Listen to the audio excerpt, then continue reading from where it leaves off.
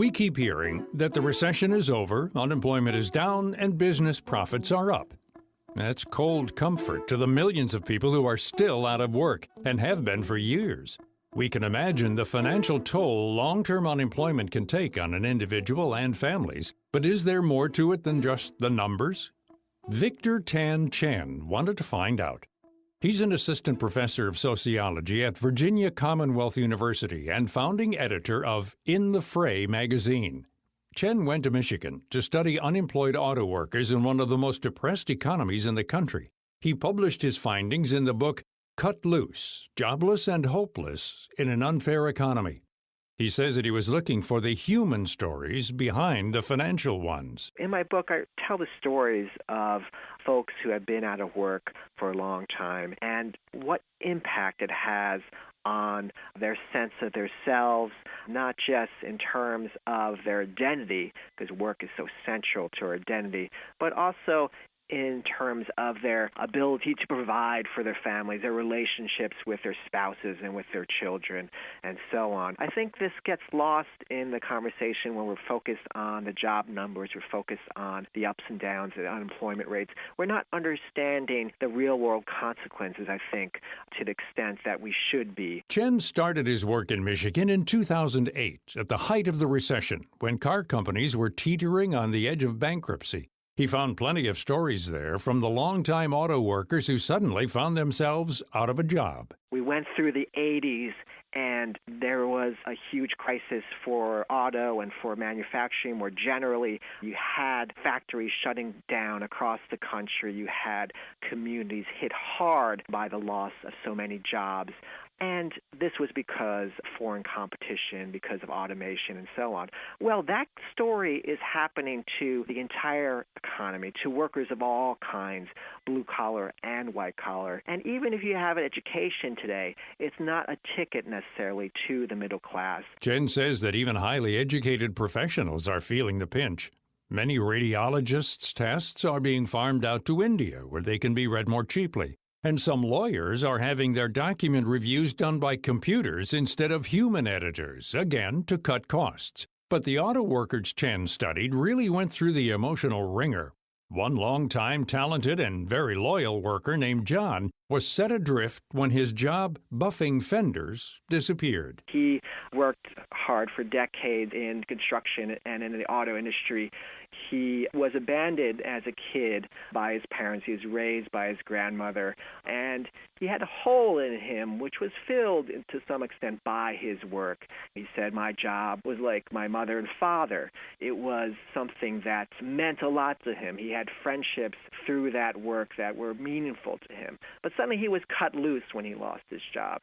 And it was a moment of betrayal for him and also a sense of uncertainty, because how would he provide for his family anymore? What would he do to find another good job that could support his children? These are all uncertainties. Long-term unemployment can have negative effects on family relationships that will haunt spouses and children for years to come.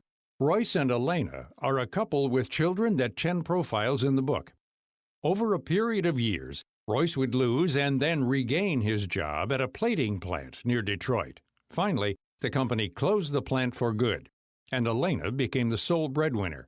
Chen says the financial situation and the psychological aspects of unemployment created a lot of friction in the family. It was a big blow to Royce's sense of self, his identity as both, a contributing member of society and also provider to his family, to his children, and to his wife. They were yelling matches that they were shouting because of all the financial tensions that they have, and also the psychological sense of low self-esteem that Royce was experiencing because of the situation, and their children suffered because of that. And again, it goes to the kind of social cost of unemployment. His son huddling in the corner while the screaming is going on between them, because, tensions are such at a peak when you are barely making it. And this is a problem for a lot of households going through tough economic times since the recession, especially. Royce also blamed himself for not reading the signs that the auto industry was in trouble and not planning for a day when he might be laid off. When companies make changes and economies hit rough spots, the entire community can suffer. Chen says it doesn't have to be so drastic, though. He studied how the citizens in Canada fared during the recession and found that because of policies in place, those who became unemployed there weren't left in as deep a hole as their American counterparts. Americans know about the single-payer healthcare system in Canada where the government covers the cost of care, and that made a huge difference for unemployed workers there. For my American workers, one of them had to go to the ER and racked up a $1,000 bill, a debt that he couldn't pay. And, paying for health care when you're basically just staying afloat in this economy or just struggling to do that is another kind of burden that the unemployed workers do not need. What can we do to help the American worker? Strengthen the social safety net is one thing. Chen says that we also need to create more jobs here and not ship so many overseas. Politicians can all get on board with job creation, but not with Chen's suggestions about how to do it. We, I think, need to have government more involved, as it did in the New Deal period, to create employment and guarantee people work if they were willing to work in that period, through the Works Progress Administration, to the Civilian Conservation Corps. Those gave people jobs and it gave them dignity. And I think we've moved culturally away from that. He says that not too many decades ago, government was more focused on job creation. Policies like the Humphrey Hawkins Full Employment Bill were supported by both political parties. The job culture has changed since then. Now it's hyper-judgmental, competitive, and relies heavily on evaluation testing and perceived fitness for work. This kind of constant judgment leads to a fundamentally unhealthy way of looking at life because, there is enough wealth and prosperity in this country to provide a decent standard of living for everyone. But I think we get caught up in this struggle, this fight among ourselves in order to get the bigger house and the bigger income and the more prestigious degree and so on.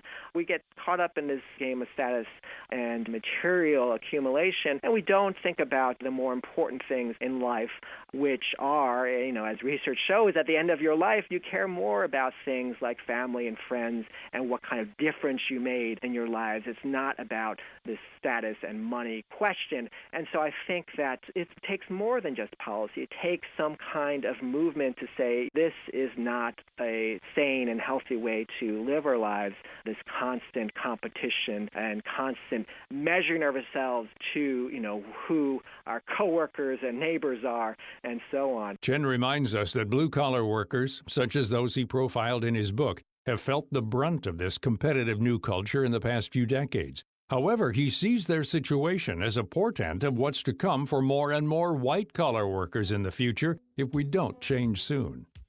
You can find out more about Victor Tan Chen's study of auto workers in Michigan and how it affects family, friends, and the community in his book, Cut Loose, available in stores and online.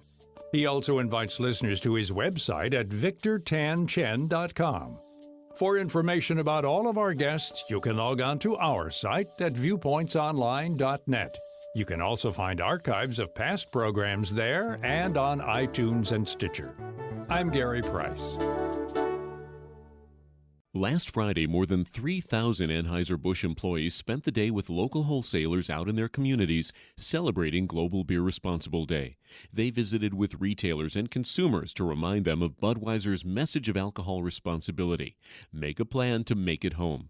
Bill Bradley is Director of Corporate Social Responsibility for Anheuser-Busch. For our annual effort this year, we're sharing Budweiser's message and encouraging everyone, whether you call a cab, call a friend, or arrange for a designated driver. You should always make a plan to make it home every time you go out. Studies show that more than 140 million American adults have made a plan to make it home, and drunk driving fatalities have decreased by 52% since 1982. For more than 3 decades, Anheuser-Busch and its wholesalers have invested more than $1 billion to promote responsible drinking and prevent underage drinking and drunk driving. Celebrate the message of Global Beer Responsible Day every day and do whatever it takes to get home safely.